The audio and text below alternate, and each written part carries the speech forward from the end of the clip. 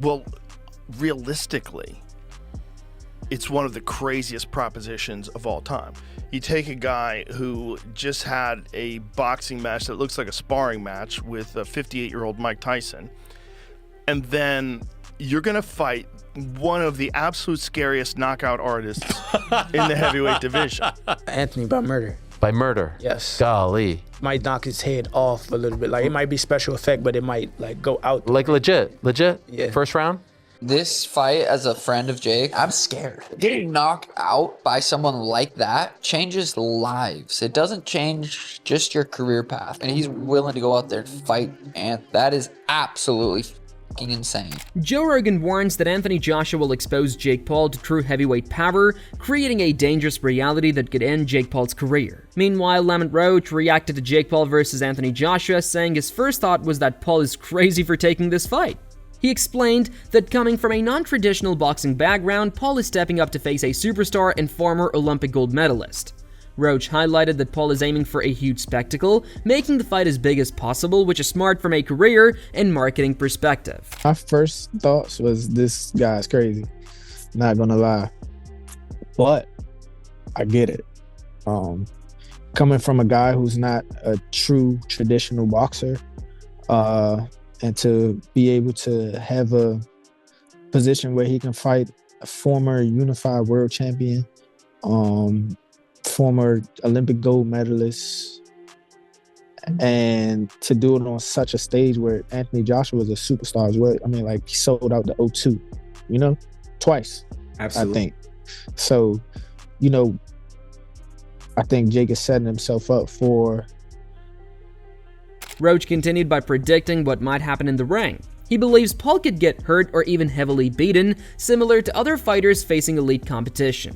Despite the risk, Roach noted the fight will attract a massive audience and generate significant revenue. He emphasized that while the spectacle and money are appealing, Paul is taking a very real danger by challenging Joshua at this level. A huge spectacle, and which is, kind of smart. If you're going to go big, why not go to the highest of the mountain? Smart is one thing. What do you think happens in the ring, though, champ? I think he gets hurt, for sure. I think he gets obliterated. Something close to like Francis Ngannou.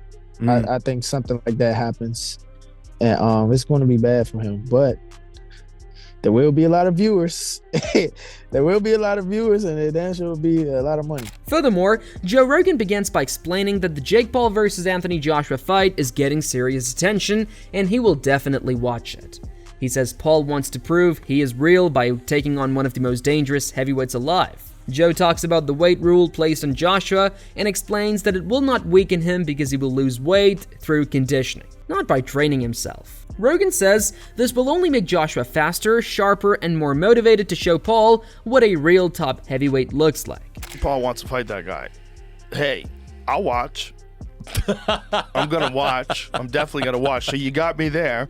And if you want to show you're legit by taking on one of the scariest fucking heavyweights alive, can you get the tail of the tape of Paul and Joshua? I was gonna say they got him to weigh a grade of 245. That's only like 7 pounds less. Yeah, that's nothing. And there's some sort of a rehydration clause. Listen, kids, it ain't gonna matter.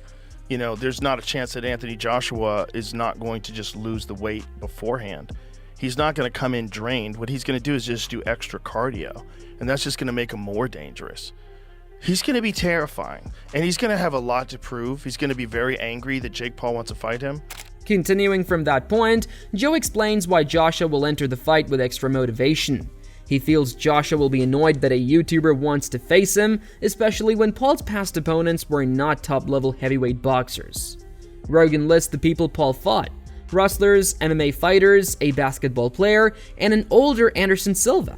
He says these names do not compare to a strong, skilled, and active heavyweight like Joshua, making this challenge far different from anything Paul has experienced before. very upset that this YouTuber who's fought Tommy Fury, who's a legit boxer, and a couple other guys that were legit boxers. That's it. Like everyone else he's fought Ben Askren, who's really a wrestler. He fought Tyron Woodley, who was an elite MMA fighter, but not an elite boxer. He fought Nate Robinson, who was a basketball player. At least he's fought these guys. He fought Anderson Silva, and he dropped Anderson Silva. And Anderson Silva's a really good striker, but also in his 40s, different time. It's, not the same guy he used to be. This is a 34-year-old Anthony Joshua. This is a terrifying human being. Terrifying. Again, a guy who survived Usyk twice. You saw what Usyk did to Dubois? You see Usyk take out Dubois? Leading into the final part, Joe breaks down the physical differences and why they matter. He points out that Joshua is much taller, heavier, and fully knows how to use his rage and power. Rogan explains that Joshua's jab, distance control, and right hand are extremely dangerous for someone like Paul. He adds that Paul cannot move or create problems the way Usyk does, and Joshua will not feel threatened in the same way. Joe finishes by saying the skill gap is huge, and that facing Joshua is a completely different reality for Jake Paul. Did you see that? I mean, that's the Usyk you're talking about. There's an Usyk that rocked Tyson Fury, who's fucking 6'9". So Jake Paul's 6'1" versus 6'6" Anthony Joshua. Jake weighed in for the Tyson fight at 199. Yeah. Joshua against 252. Ngannou was 252. 6'6". Not just 6'6", but 6'6", and knows how to use every fucking inch of it. Knows how to keep that stick in your face. He was keep that jab in his face, and that right hand, if it hits you, you're fucked. And he's not worried about you the way he's worried about Usyk. You can't move like Usyk. You can't constantly be frustrating and overloading his nervous system. Usyk is overloading every aspect of your senses at every moment. Additionally, Alexander Usyk explains that Anthony Joshua joined his gym as a friend, not a student. Usyk already has his professional coaches, so training together was about mutual respect and helping each other improve. And initially, Joshua didn't have time. But later he joined Usyk's camp. They trained side by side for about 2 weeks, each doing special work while sharing the same gym environment, building trust and teamwork naturally. No, I'm not coach, I'm friend. Yeah, I friend. I have very professional coach, not one, more like a team. Now we with Anthony like a friends. If I can help my opponents, I help. But only if this have my opponents. For example, we speak with Anthony. Say, hey bro, I have preparation. If you can come with my camp, we training with you together. Oh, it's a good idea. It's a good idea. But Anthony don't have time, I have.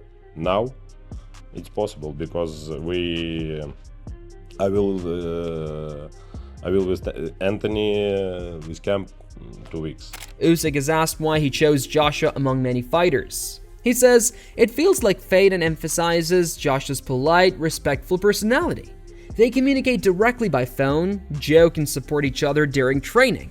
Joshua regularly visits Usyk's gym and observes the team. This created a smooth, friendly connection, allowing both to focus on preparation while building trust, making the joint training comfortable and productive for both athletes. Yeah, we're training together. Anthony makes special work, I too special, but we work together. You have so many opponents. Why Anthony Joshua? Why do you want to help Anthony Joshua?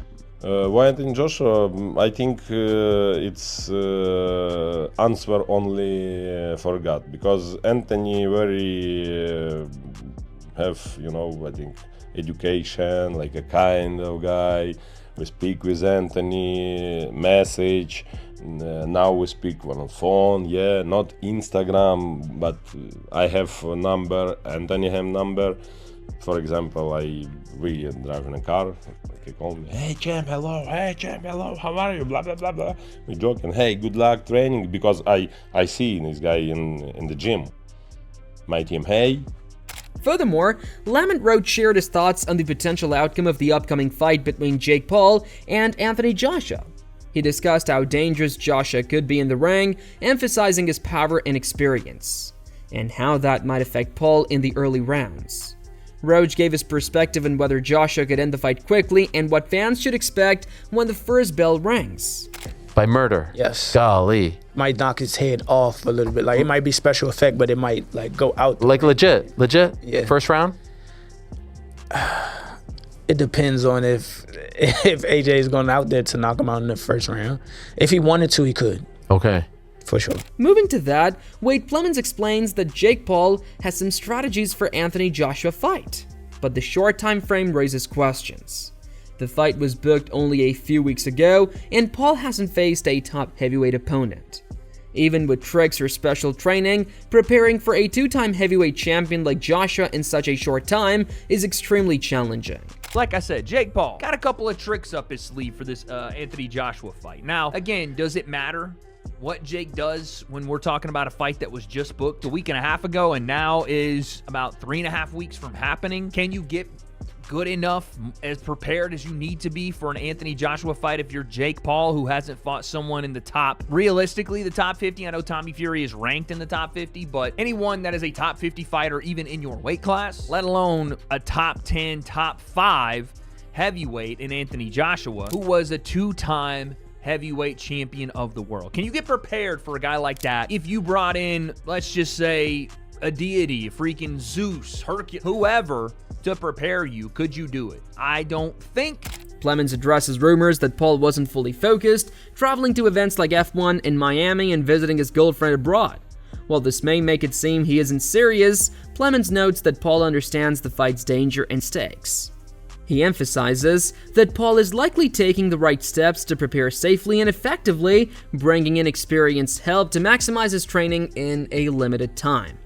That Jake would have enough time, seeing as he's already undersized. He's not a real heavyweight, and this is Anthony fucking Joshua we're talking about. But I will say, there were rumors going around that Jake was not taking this fight as seriously as he needed to. That Jake was dilly-dallying, flying to go see F1 in Miami after his press conference, and then going to see his girl all the way in the Netherlands if she's trying to qualify for, I think, the Olympics or something else. There was this post from his girlfriend. I don't know if, again, this was in the Netherlands or where it was at, or maybe this is an old picture, but Jake flying around the world when he has a fight in about 4 weeks is probably not the greatest look, and it doesn't seem to make it look like he's taking it as serious as he needs to, locked away in the gyms of Puerto Rico. Now, again, that could have been a different picture. That could have been something else.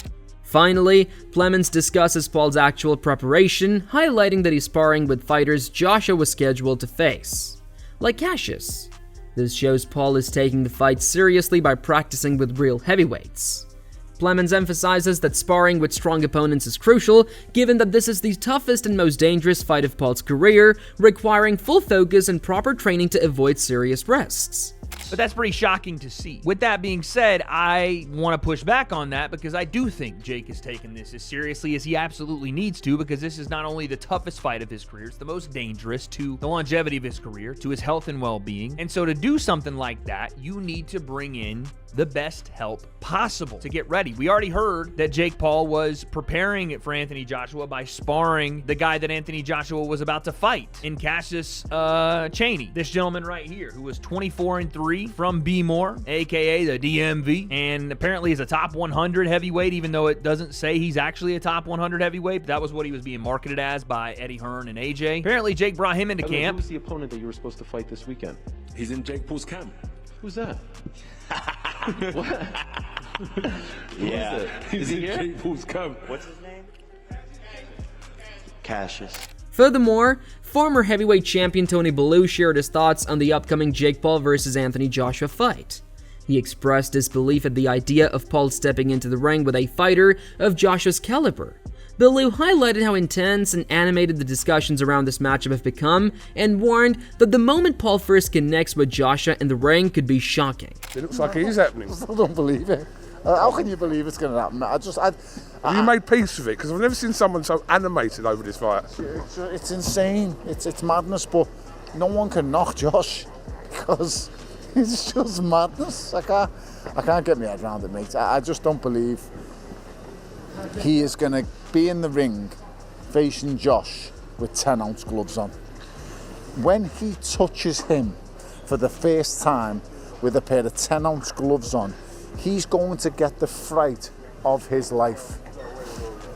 Following Tony Bellew's disbelief over Jake Paul facing Anthony Joshua, former world champion Andre Berto added his perspective.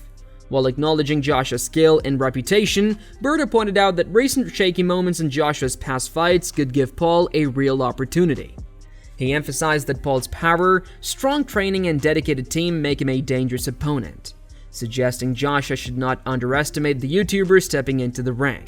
Man, you know what, man? Just us in the boxing fraternity, all of us, we think Anthony Joshua is a great fighter. Of course, we expect, which he should, go in here and, clean Jake out, to be honest. That's what he's supposed to do. But, he's had some shaky, situations his last few fights. He did get clipped his last fight, and I think that's what, Jake's, team is banking off of. I know he has a good team. I know all the guys that train with him. I know a lot of coaches. He got the money. He's paying for the best. You know what I'm saying? Like, Jake definitely has a brick of a right hand, and he's been training now for the last couple of years, and I think that's what he's banking on to try to clip him. From a top boxer like Andre Berto saying, Jake's got a good shot here at shocking us all against Anthony Joshua. As the hype around Jake Paul versus Anthony Joshua continues, MMA star Sugar Sean O'Malley shared his personal take. Speaking as a friend of Jake Paul, he admitted the fight is extremely dangerous and that facing a heavyweight like Joshua carries serious risks.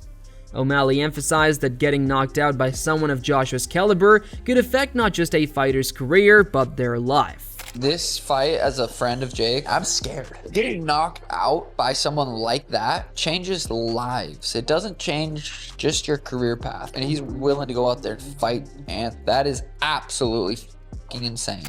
Adding to that, as the Jake Paul versus Anthony Joshua fight gains attention, former influencer and fighter Andrew Tate shared his thoughts.